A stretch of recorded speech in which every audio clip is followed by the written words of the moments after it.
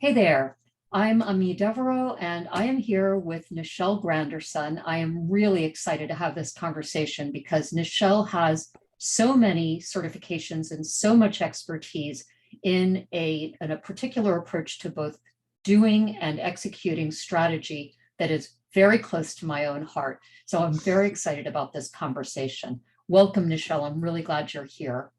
Thank you, Amie. I'm happy to be here. Thank you for Awesome. having me. Now, before we actually launch into the conversation, let me just take a second to read you a little bit about Nichelle's background so you can appreciate sort of the wisdom and the experience that she's going to be sharing with us today.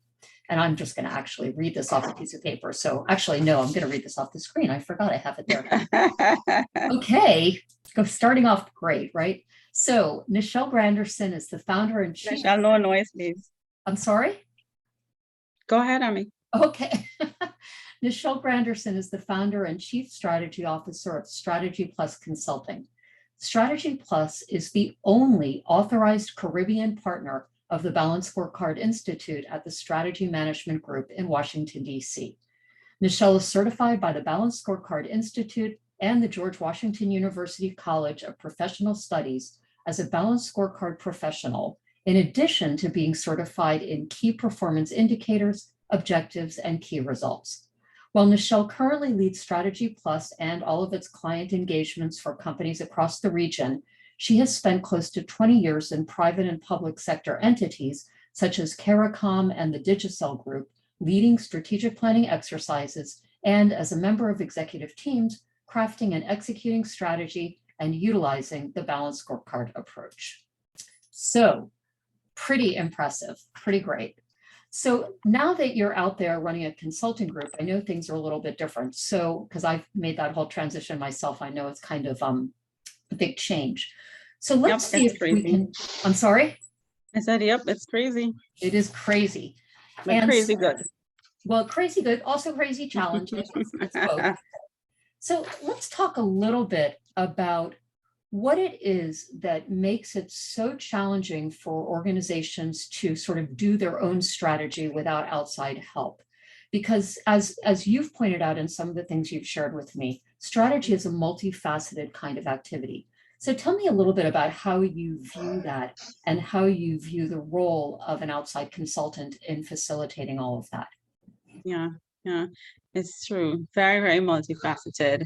Some may not know. So some of the elements, could be as diverse. Actually, let me just go through some of them, because it can be a key takeaway for our listeners today. So one is how well the organization is maintaining its focus on its strategic vision, plans, and initiatives, all right? While you might be looking for this grandiose plan, is really going back to the basics, and the fundamentals, things that you've overlooked for quite some time. It's been there on a plaque somewhere, nobody knows it, nobody buys into it. So start there. Secondly, whether or not people, systems, communication activities, are they in place to maintain the momentum of the change that the organization is looking for? We need to look into that. Wait, so wait, hang on, let me slow you down a little bit. So the first one was the basics of the vision or values or mission, yes? All right, correct. So you go back to that. Revisit that. Is it real? Does anybody know what it is? Where is it? And so forth. Okay, so then the second point was, say that again for me more slowly. Sure. I forgot. I speak, it's a Trini thing, Amie. I do remember. It's a Trini thing. I just spent enough time partying that I just didn't mind that I didn't. Oh my, we'll take that one offline. But what I was referring to next is, do you have the people, the systems, and the communication activities in place to maintain that change? So, okay, fine. We have the plan, we've drafted it, we've visited the vision, mission, and all of that. We have the values, but then you need these things to support, right? If you don't have the right people, you don't have the right policy systems, and nobody knows about it, you don't have a communicate plan, then, it's all for naught, right? Michelle, but let me ask you a question about that. So how can you know which systems, policies, people, and so forth you need in advance of actually developing the strategy? Like, doesn't the strategy Isn't that sort of like an after the fact assessment? Now we've built a strategy. Of course, that is after the fact, Oh, after that you have built your strategic plan, of course, okay. right? But we're just speaking generally about the different elements that is required, because remember, some persons think, okay, you just get together and you come up with this brand spanking plan, you do some brainstorming and you come out and then that's the end. Mhm. Yeah, but once that has been done, these are some elements that you need to look at as well. Okay, great. All right, so I got 2. What's number 3? Right, so once that is done, what about the sense of urgency? We need to light a fire under some persons, even though I know that's a terminology some do not like, maybe in HR, even though I'm hailing from that genre. Yeah, but then to light that fire, you need the policies and the procedures that I mentioned in 2. Okay, so do we have recognition policies and systems to motivate employees? Okay, so you do the positive versus the negative reinforcement type of thing. So this is the place where you would once the strategy is developed and you're beginning to look at what are the structures that we need in place to fulfill this strategy, to execute it, to maintain it. That's the point what you're pointing to is this sort of compensation, incentivization, performance reviews, like these kinds of, let's call them HR, but they're much bigger than HR people structures that correct, that sort of persuade people, nudge people to do things that are forwarding the strategy. Does that sound about right? Of course, definitely, because without the people, we don't quite have the strategy. And you know, they bandy about that terminology that culture eats a strategy for breakfast or dinner, lunch, whichever is it, or all of the above. So to get that right, that's where your policies and procedures would come in. And as you said, all of those incentivization programs and whatnot. Yeah.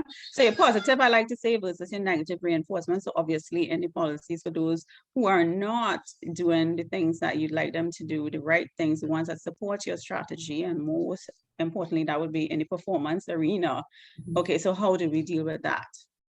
So if you have, I mean, this is the kind of thing that actually happens. If you're working with an executive team and you develop strategy with them, and then in your consulting process, you discover that, let's say they have aspects of their performance plan that seems to be pushing people to do things that go against the strategy. Mm-hmm.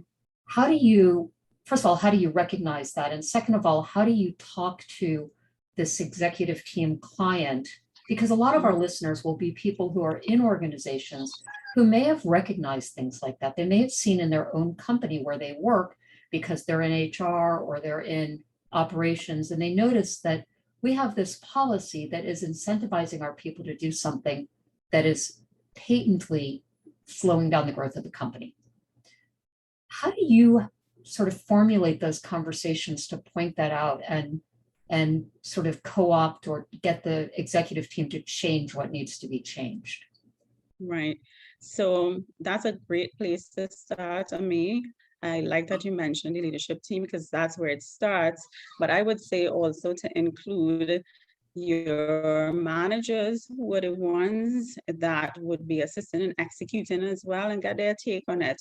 I always like for there to be buy-in and for teams to be cross-functional and cross levels even. So then it's not just always a top-down, right? But that type of thing, it really emanates from the top, from the leaders, from the CEO, the MD, whoever is at the helm. So there's where I would have the conversations, give feedback, have your focus sessions and that kind of thing, where we can get to the root of it and find, okay, so what is it that have you holding on to this particular thing? And then let's look at how it impacts our strategic direction. And most times, I mean, it's, as I said, it's performance related. Yeah, as you said, goes against no proper monitoring. There is no analysis done. So then, yeah, what are we doing? How do we know that we're even performing or know what the success of the strategy is? So Okay, let me see if I'm forgetting anything here. I have two different locations for notes. I apologize. And That's none of fine. them are on the screen, obviously.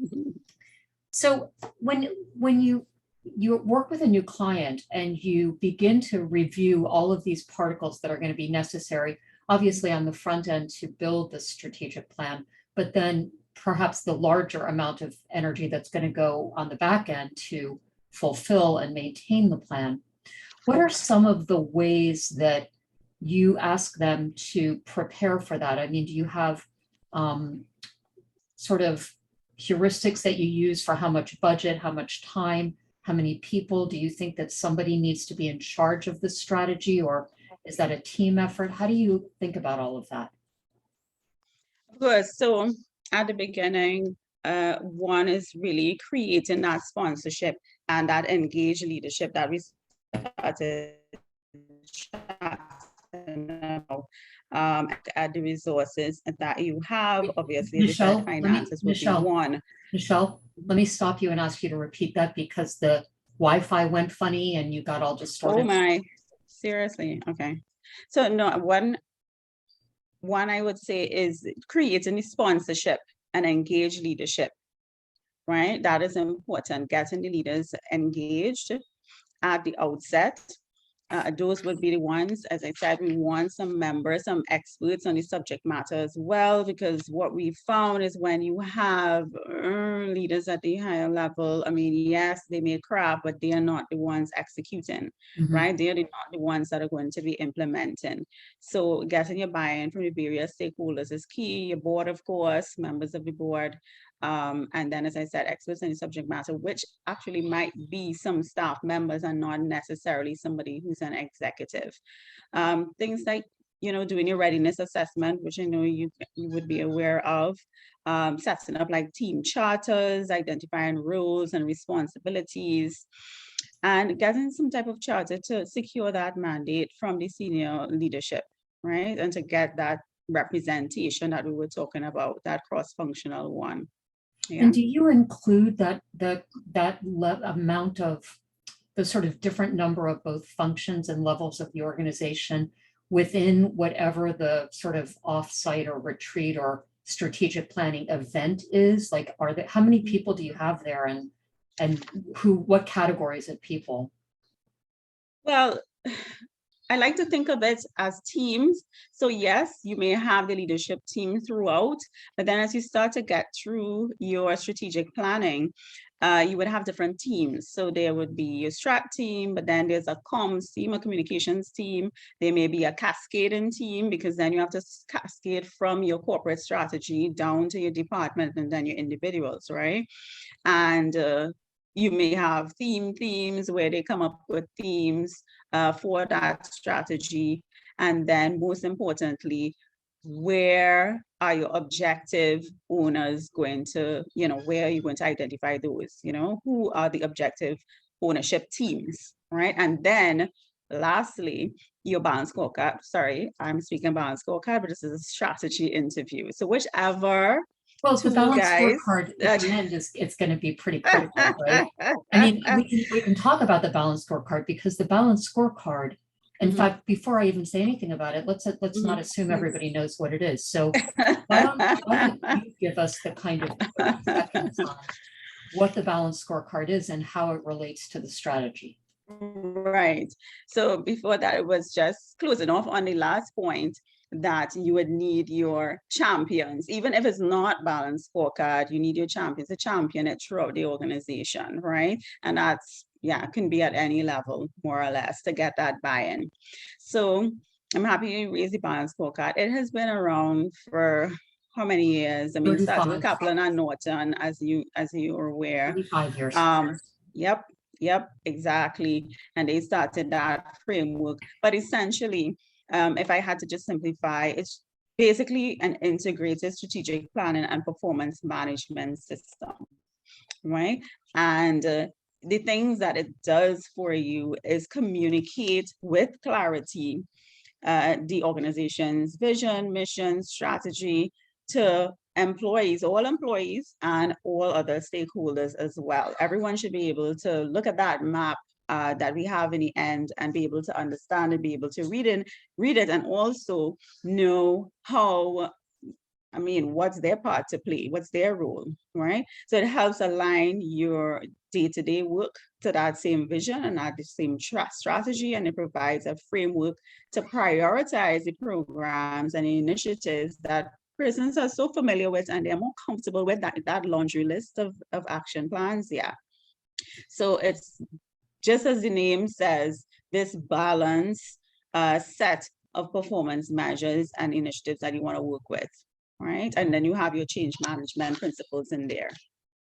Okay, so you have your strategy, you have your balanced scorecard, you have all of your teams that are doing everything from communication to measurement to cascading to all of that. So let's just call that, for the sake of brevity, what did you call it? I just want a superior strategy. So you have your superior strategic entity. How do you maintain that over time? I mean, ostensibly, you only do strategy, what, every 3 years, every 4 years? So how do you maintain it over time? How do you maintain over time? I would say, right? Your technique and your tool and your methodology, that's one thing, right? Invest in your resources and all that, that's another. But most times, strategy execution, it fails just from a simple lack of discipline, right? Or no common business sense, right? So it might be, oh, maybe I have the wrong methodology, I have the wrong tool, but it mightn't be that. Maybe I didn't use Balanced Scorecard, but that's not it. An organization can use simple, routine, scheduled strategy progress meetings or review sessions throughout the year with various stakeholders, whether it be your board members, the leadership team, executing managers, subject matter experts, that can really provide them with the business intelligence and the analytics that inform the right actions and decisions that can sustain the strategic management, right? This plan. So you can have, sorry, go ahead. No, go ahead, you finish your point. Right. So I was just wrapping up there to say you can have it monthly, quarterly, annually, right? These review meetings, and obviously they would serve different purposes. It's not that we're just meeting for meeting's sake, right? And when you come, it's very pointed, it's not all over the place and disorganized. And we're talking about Shelley, who wanted vacation days and didn't get it and all of that, right? Your monthly meeting would be to review the progress of the operations, programs, and projects that support your strategy. Your quarterly would be to reforecast performance targets and look at that and adapt as needed. And then your annual, that now would be a deep dive into the strategic progress and then learn to adapt. And what do we do in the new year, in the new fiscal? Yeah.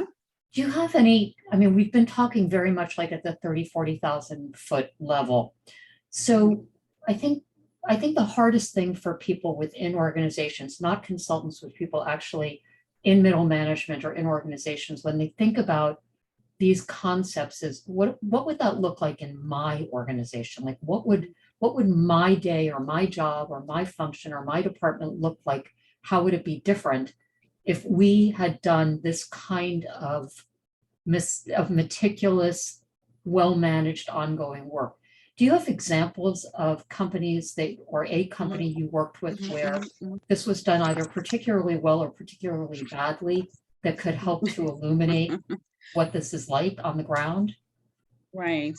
So yes, I would have had some that went south or sour, and I, did not have full control of the entity while I worked in the particular organization. I was a state agency, and yeah, we had a beautiful plan, but then, hey, we used Balanced Scorecard, but then it went on the shelf and nothing really happened, right? Because we did not do the other parts in terms of we didn't execute well, I should say, in terms of that whole performance management system to support coming up with the right objectives and metrics and all that to support that strategy. On the converse, there's this multinational firm. It's based in Trinidad, but they're located in a bunch of different islands in the region and some other international ones.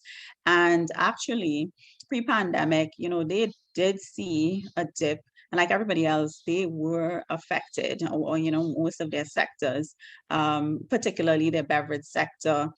Obviously, nobody was drinking, right? I shouldn't say Everybody no was one was drinking, but everybody in the US spent the whole how I pandemic walked drinking. into that one. I walked into that one. I was drinking as Wait, well. I may not say that too loud. Nichelle, hang on a second, because you froze there for a second. All right. Now we got you. Go ahead. I just don't Okay. want us to lose what you're saying, because Oh, good. It Wi-Fi. was good that we lost it at that point when I was saying I was drinking as well. That's a good point to lose me.